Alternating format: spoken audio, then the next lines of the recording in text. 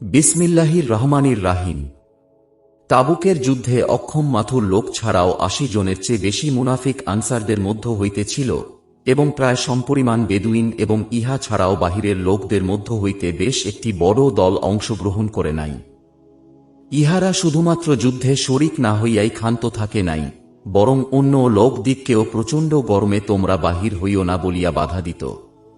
আল্লাহ তাআলা ইরশাদ করেন যে, জাহান্নামের আগুনের গরম আরও প্রচণ্ড ও ভয়াবহ। উপরে উল্লেখিত লোকজন ছাড়া ৩ জন সত্যবাদী খাঁটি মুসলমানও এমন ছিলেন, যাহারা বিশেষ কোনো ওজর ছাড়াই এই যুদ্ধে শরিক হইতে পারেন নাই। তাহাদের একজন হযরত কাব ইবনে মালেক রাদিয়াল্লাহু আনহু, দ্বিতীয় জন হযরত হেলাল ইবনে উমাইয়া রাদিয়াল্লাহু আনহু, এবং তৃতীয় জন ছিলেন হযরত মুরারাহ ইবনে রাবি রাদিয়াল্লাহু আনহু। এই ৩ জন সাহাবী কোন প্রকার মুনাফেকি বা উজরের কারণে যুদ্ধ হইতে বিরত থাকেন নাই, বরং তাহাদের সচ্ছলতাই যুদ্ধে না যাওয়ার কারণ হইয়া দাঁড়ায়। এই প্রসঙ্গে হযরত কাব রাদিয়াল্লাহু আনহু নিজেই ঘটনার বিস্তারিত বিবরণ দিয়াছেন। উহা সামনে আসিতেছে। হযরত মুরারাহ ইবনে রাবি রাদিয়াল্লাহু আনহু এর বাগানে খুব বেশি ফসল উৎপন্ন হইয়াছিল। তাহার ধারণা হইল, আমি যদি যুদ্ধে চলিয়া যাই তবে সবই ধ্বংস হইয়া যাইবে। তাছাড়া আমি তো সব সময় যুদ্ধে অংশগ্রহণ করিয়াই থাকি, এইবার না গেলে তেমন আর কি অসুবিধা হইবে। এই জন্য তিনি রহিয়া গেলেন। কিন্তু যখন তিনি তাহার ভুল বুঝিতে পারিলেন, তখন যেহেতু একমাত্র বাগানই ইহার কারণ হইয়াছিল, এই জন্য সমস্ত বাগানই তিনি আল্লাহর রাস্তায় সৎকা করিয়া দিলেন।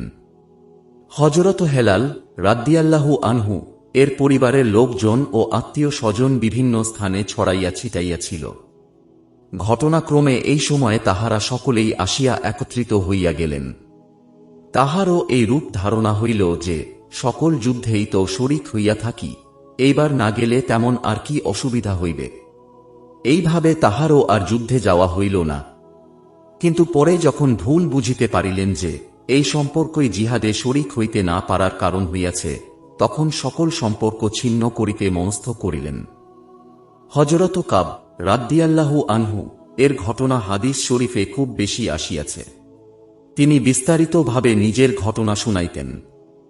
তিনি বলেন, তাবুকের পূর্বে কোন যুদ্ধের সময় আমি এত বেশি সচ্ছল ও মালদার ছিলাম না যতখানি তাবুকের সময় ছিলাম। এই সময় আমার নিকট নিজস্ব 2টি উটনী ছিল। ইতিপূর্বে কখনো আমার নিজস্ব 2টি উটনীর মালিক হওয়ার সুযোগ হয় নাই। হুজুর সাল্লাল্লাহু আলাইহি ওয়াসাল্লামের অভ্যাস ছিল, যেই দিকে যুদ্ধে যাইতে মনস্থ করিতেন উহা প্রকাশ করিতেন না, বরং অন্যান্য দিকের হাল অবস্থা জিজ্ঞাসা করিতেন। কিন্তু এই যুদ্ধের সময় যেহেতু প্রচণ্ড গরম ছিল, সফরও বহু দূরের ছিল, তাহা ছাড়া শত্রু সৈন্যও ছিল অনেক বেশি। এই জন্য পরিষ্কার করিয়া ঘোষণা করিয়া দিয়াছিলেন, যাহাতে লোকেরা প্রস্তুতি গ্রহণ করিতে পারে। সুতরাং মুসলমানদের এত বিশাল জামাত হুজুর সাল্লাল্লাহু আলাইহি ওয়াসাল্লাম এর সঙ্গী হইয়া গেল যে, সকলের নাম রেজিস্টারভুক্ত করা মুশকিল ছিল। আর লোক সংখ্যা বেশি হওয়ার কারণে কেহ না যাওয়ার ইচ্ছা করিয়া গা ঢাকা দিয়া থাকিয়া যাইতে চাহিলেও অসম্ভব ছিল না। এইদিকে ফল সম্পূর্ণরূপে পাকিয়া আসিতেছিল। আমিও প্রত্যহ সকাল হইতে সফরের সামানপত্র তৈয়ারি করার এরাদা করিতাম, কিন্তু সন্ধ্যা পর্যন্ত কোন প্রকার তৈয়ারি আর হইয়া উঠিত না। তবে আমি মনে মনে ভাবিতাম যে, আমার সচ্ছলতা রহিয়াছে, যখন এরাদা পক্ত হইয়া যাইবে তৎক্ষণাৎ তৈয়ারিও সম্পন্ন হইয়া যাইবে। এইভাবে গড়িমসি করিতে করিতে হুজুর সাল্লাল্লাহু আলাইহি ওয়াসাল্লাম মুসলমান দিগকে সঙ্গে লইয়া রওনা হইয়া গেলেন। কিন্তু আমার তৈয়ারি শেষ হইল না। তারপরও আমি এই রূপ খেয়াল করিতে থাকিলাম যে, 1-2 দিনের মধ্যেই তৈয়ার হইয়া যাইয়া মিলিত হইব। এইভাবে আজ নয় কাল করিতে থাকিলাম। এমনকি হুজুর সাল্লাল্লাহু আলাইহি ওয়াসাল্লাম তাবুকের নিকটবর্তী পৌঁছে গেলেন। ওই সময় আমি চেষ্টাও করিলাম, কিন্তু আমার তৈয়ারি হইয়া উঠিল না। এখন আমি মদিনার যেদিকেই তাকাই শুধু কলঙ্ক যুক্ত মুনাফিক ও কিছু অক্ষম লোক দেখিতে পাই। হুজুর সাল্লাল্লাহু আলাইহি ওয়াসাল্লাম তাবুকে পৌঁছে জিজ্ঞাসা করিলেন, কাবের কি হইল? তাহাকে দেখিতে পাইতেছি না। এক ব্যক্তি বলিলেন, ইয়া রাসূলাল্লাহ, তাহার ধনসম্পদ ও সাজসজ্জার অহংকার তাহাকে রুখিয়া দিয়াছে। হযরত মুআজ রাদিয়াল্লাহু আনহু বলিলেন, তুমি ভুল বলিয়াছ। আমি যতটুকু জানি সে ভালো মানুষ। কিন্তু হুজুর সাল্লাল্লাহু আলাইহি ওয়াসাল্লাম সম্পূর্ণ চুপ রহিলেন, কোনো কিছুই বলিলেন না। অবশেষে কয়েকদিনের মধ্যে মুসলিম বাহিনীর মদিনায় ফিরিয়া আসিবার খবর শুনিলাম। ইহাতে দুঃখ ও অনুতাপ আমাকে ঘিরিয়া ধরিল। আমি খুবই চিন্তাযুক্ত হইয়া পড়িলাম। মনে নানা রকম মিথ্যা অজুহাত উদয় হইতে লাগিল যে আপাতত কোন মিথ্যা অজুহাত খাড়া করিয়া হুজুর সাল্লাল্লাহু আলাইহি ওয়াসাল্লামের রাগ হইতে জান বাঁচাইয়া লই, পরে সুযোগমতো মাফ চাহিয়া নিব। এই ব্যাপারে আমি পরিবারের প্রত্যেক জ্ঞানী ব্যক্তিদের সহিত পরামর্শ করিতে থাকিলাম। কিন্তু যখন জানিতে পারিলাম যে হুজুর সাল্লাল্লাহু আলাইহি ওয়াসাল্লাম মদিনায় আসিয়া পড়িয়াছেন, তখন মনে মনে সিদ্ধান্ত নিলাম যে সত্য ছাড়া আর কিছুতেই মুক্তি নাই। সুতরাং সত্য বলিবারই মজবুত এরাদা করিয়া ফেলিলাম। হুজুর সাল্লাল্লাহু আলাইহি ওয়াসাল্লামের আদত শরীফ এই ছিল যে তিনি যখন সফর হইতে ফিরিয়া আসিতেন প্রথমে মসজিদে তশরিফ লইয়া যাইতেন এবং 2 রাকাত তাহিজ্জাতুল মসজিদ পড়িতেন। অতঃপর মানুষের সহিত সাক্ষাৎ করিবার জন্য সেখানে কিছু সময় তশরিফ রাখিতেন। অতএব অভ্যাস অনুযায়ী হুজুর সাল্লাল্লাহু আলাইহি ওয়াসাল্লাম মসজিদে অবস্থান করিতেছিলেন। মুনাফিকরা আসিয়া মিথ্যা অজুহাত পেশ করিতে লাগিল ও কসম খাইতে আরম্ভ করিল। হুজুর সাল্লাল্লাহু আলাইহি ওয়াসাল্লাম তাদের বাহ্যিক ওজর আপত্তি কবুল করিতে লাগিলেন এবং বাতেনি অবস্থা আল্লাহর উপর সপর্দ করিতে থাকিলেন। ইত্যবসরে আমিও হাজির হইলাম ও সালাম করিলাম। হুজুর সাল্লাল্লাহু আলাইহি ওয়াসাল্লাম না রাজির ভঙ্গিতে মুচকি হাসলেন এবং মুখ ফিরাইয়া নিলেন। আমি আরজ করিলাম, হে আল্লাহর নবী, আপনি মুখ ফিরাইয়া নিলেন?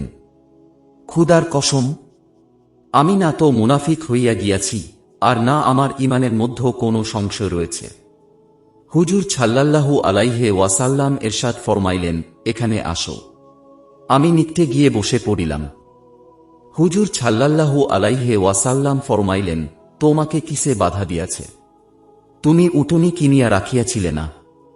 আমি আরজ করিলাম, ইয়া রাসূলাল্লাহ, আমি যদি এই মুহূর্তে কোনো দুনিয়াদারের নিকট হইতাম তাহা হইলে আমার নিশ্চিত বিশ্বাস যে আমি যে কোনো যুক্তিসঙ্গত মিথ্যা ওজর পেশ করিয়া তাহার ক্রোধ হইতে বাঁচিয়া যাইতাম।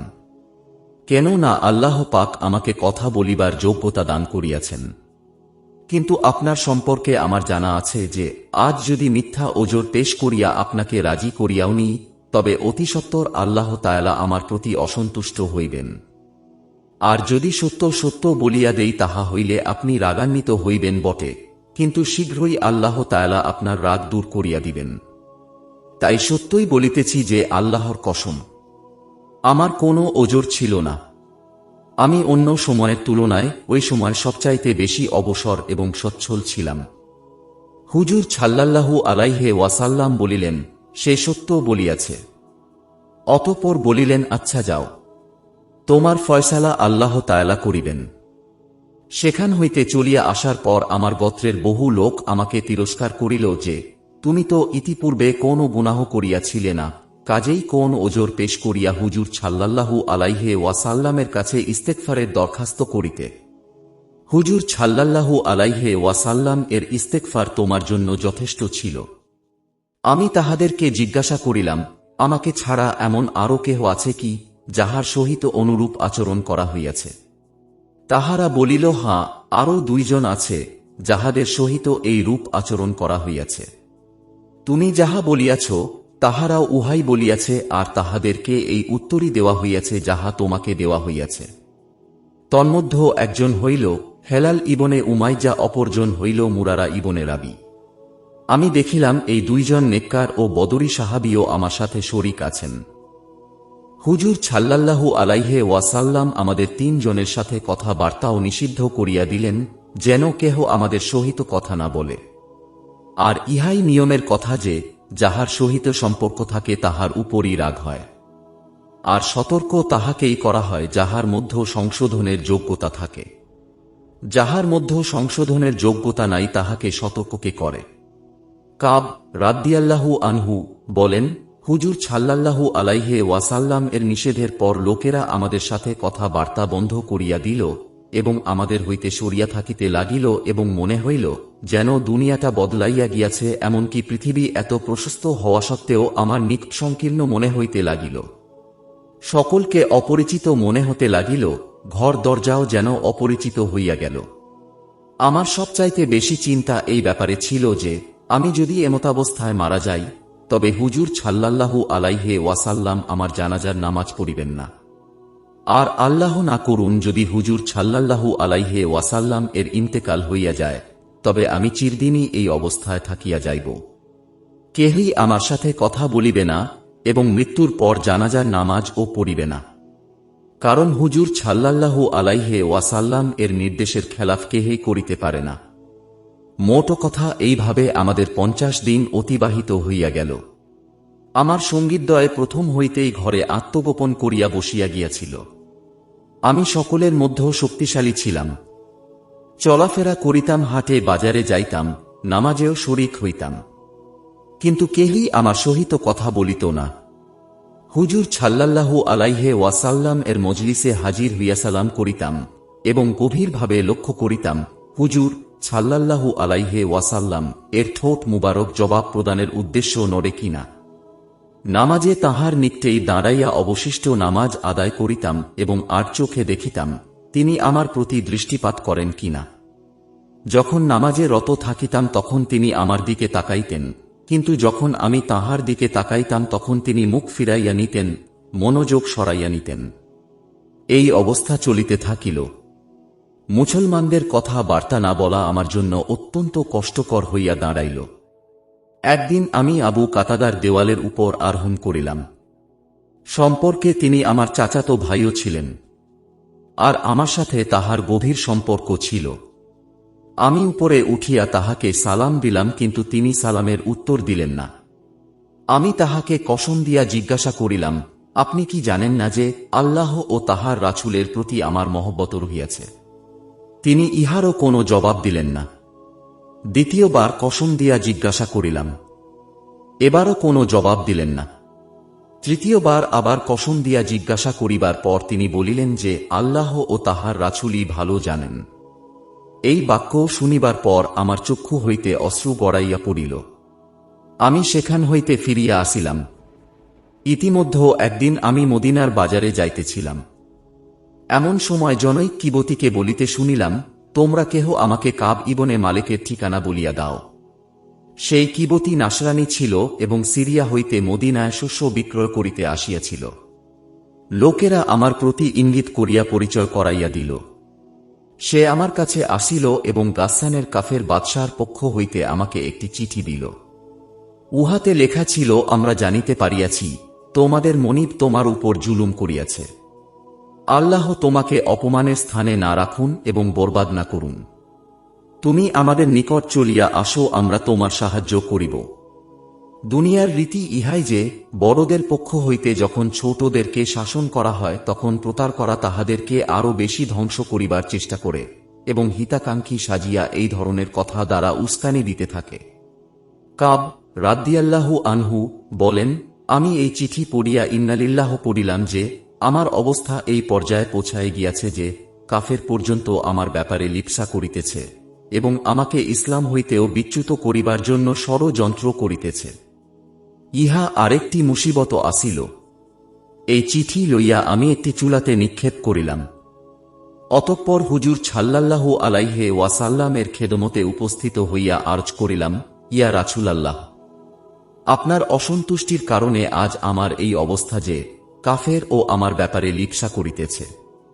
এমতাবস্থায় যখন 40 দিন অতিবাহিত হইয়া গেল তখন হুজুর সাল্লাল্লাহু আলাইহি ওয়াসাল্লাম এর দূত আমার নিকট হুজুর সাল্লাল্লাহু আলাইহি ওয়াসাল্লাম এর পক্ষ হইতে এই হুকুম নিয়ে আসিল যে আপন স্ত্রীকেও ত্যাগ করো। আমি জিজ্ঞাসা করিলাম, ইহার কি অর্থ? তাহাকে তালাক দিয়া দিব কি? বলিল, না, বরং পৃথক থাকো। আমার অপর দুই সঙ্গীর কাছেও ওই দূতের মাধ্যমে একই নির্দেশ পৌঁছায়। আমি স্ত্রীকে বলিলাম, তুমি পিত্রালয়ে চলিয়া যাও। যতদিন আল্লাহর তরফ হইতে ইহার কোনো ফয়সালা না আসে ততদিন সেইখানেই থাকবে। হেলাল ইবনে উমাইয়ার স্ত্রী হুজুর সাল্লাল্লাহু আলাইহি ওয়াসাল্লাম এর খেদমতে হাজির হইয়া আরজ করিলেন, ইয়া রাসূলাল্লাহ, হেলাল একেবারে বৃদ্ধ লোক। কোনো সাহায্যকারী না থাকিলে তো তিনি ধ্বংস হইয়া যাইবেন। আপনি যদি অনুমতি দেন এবং অসুবিধা মনে না করেন তবে আমি তাহার কিছু কাজকর্ম করিয়া দিব। হুজুর সাল্লাল্লাহু আলাইহি ওয়াসাল্লাম বলিলেন, কোনো অসুবিধা নাই, তবে সহবাস করিবে না। তিনি বলিলেন, ইয়া রাসূলাল্লাহ, তাহার তো এই কাজের প্রতি কোনো আকর্ষণই নাই। এই ঘটনা যেই দিন হইতে ঘটিয়াছে সেই দিন হইতে কান্নাকাটির ভিতর দিয়েই তাহার সময় অতিবাহিত হইতেছে। কাব রাদিয়াল্লাহু আনহু বলেন, আমাকেও বলা হইল যে তুমিও যদি হেলাল রাদিয়াল্লাহু আনহু এর ন্যায় স্ত্রীর খেদমত গ্রহণের অনুমতি নিয়া লইতে, সম্ভবত মিলিয়া যাইত। আমি বলিলাম, তিনি বৃদ্ধ আর আমি যুবক, না জানি আমাকে কি জবাব দেওয়া হয়, তাই আমি সাহস করি নাই। যাই হোক, এইভাবে আরো 10 দিন কাটিয়া গেল। আমাদের সহিত কথাবার্তা ও মেলামেশা বন্ধ অবস্থার 50 দিন পূর্ণ হইয়া গেল। 50তম দিনে ফজরের নামাজ আপন ঘরের ছাদের উপর আদায় করিয়া অত্যন্ত চিন্তাযুক্ত হইয়া বসেছিলাম। জমিন আমার জন্য একেবারেই সংকীর্ণ হইয়া গিয়াছিল এবং জীবন ধারণ কঠিন হইয়া যাইতেছিল। এমন সময় হঠাৎ শালা পাহাড়ের চূড়া হইতে এক ব্যক্তি সজোরে চিৎকার করিয়া বলিল, কাব, তুমি সুসংবাদ গ্রহণ করো। ইহা শুনা মাত্রই আমি সেজদায় পড়িয়া গেলাম এবং আনন্দে কাঁদিতে লাগিলাম। বুঝিতে পারিলাম মুসিবত কাটিয়া গিয়াছে। হুজুর সাল্লাল্লাহু আলাইহি ওয়াসাল্লাম ফজরের নামাজের পর আমাদের ক্ষমার কথা ঘোষণা করিলেন। ঘোষণা মাত্রই এক ব্যক্তি তো পাহাড়ের চূড়ায় আরোহণ করিয়া জোরে আওয়াজ দিলেন, যাহা সবার আগে পৌঁছাইয়া গেল। তারপর আরেক ব্যক্তি ঘোড়ায় আরোহণ করিয়া তাড়াতাড়ি আসিলেন। এই সুসংবাদ দানকারীকে আমি আমার পরিধানের কাপড় দান করিয়া দিলাম। খুদার কসম, ওই 2টি কাপড় ছাড়া আর কোনো কাপড় আমার মালিকানায় ছিল না। অতঃপর 2টি কাপড় ধার করিয়া হুজুর সাল্লাল্লাহু আলাইহি ওয়াসাল্লাম এর খেদমতে হাজির হইলাম। অপর 2 সঙ্গীর কাছেও এমনিভাবে লোকেরা সুসংবাদ নিয়ে গেল। আমি যখন মসজিদে নববীতে হাজির হইলাম, লোকজন যাহারা হুজুর সাল্লাল্লাহু আলাইহি ওয়াসাল্লাম এর খেদমতে হাজির ছিল আমাকে মুবারকবাদ জানাইতে দৌড়ে আসিল। সর্বপ্রথম আবু তালহা রাদিয়াল্লাহু আনহু এগিয়ে আসিলেন এবং আমাকে মুবারকবাদ জানাইয়া মুসাফাহা করিলেন, যাহা আমার চিরকাল স্মরণ থাকিবে। আমি হুজুর সাল্লাল্লাহু আলাইহি ওয়াসাল্লাম এর খেদমতে হাজির হইয়া সালাম করিলাম। তাহার নুরানী চেহারা খুশিতে উদ্ভাসিত হইয়া উঠিয়াছিল এবং চেহারায় আনন্দ ভাব পরিষ্কার বুঝা যাইতেছিল। হুজুর সাল্লাল্লাহু আলাইহি ওয়াসাল্লাম এর চেহারা মুবারক খুশির সময় চাঁদের ন্যায় ঝলমল করিত। আমি আরজ করিলাম, ইয়া রাসূলাল্লাহ, আমার তোবার পরিপূর্ণতা হইল এই যে আমার সমস্ত সম্পদ আল্লাহর রাস্তায় সদকা করিয়া দিলাম, কারণ এই সম্পদই এই মুসিবতের কারণ হইয়াছিল। হুজুর সাল্লাল্লাহু আলাইহি ওয়াসাল্লাম বলিলেন, ইহাতে কষ্ট হইবে, কিছু অংশ নিজের কাছে ও রাখিয়া দাও। আমি বলিলাম, আচ্ছা, খায়বারের অংশটুকু আমার থাকুক। সত্যই আমাকে মুক্তি দিয়াছে, অতএব আমি প্রতিজ্ঞা করিলাম যে সদাই সত্য বলিব। ফায়দা ইহা ছিল সাহাবায়ে কেরাম রাদিয়াল্লাহু আনহু এর আনুগত্য, দিনদারি এবং ক্ষুধাভীতির নমুনা। তাঁহারা সবসময় যুদ্ধে শরিক ছিলেন।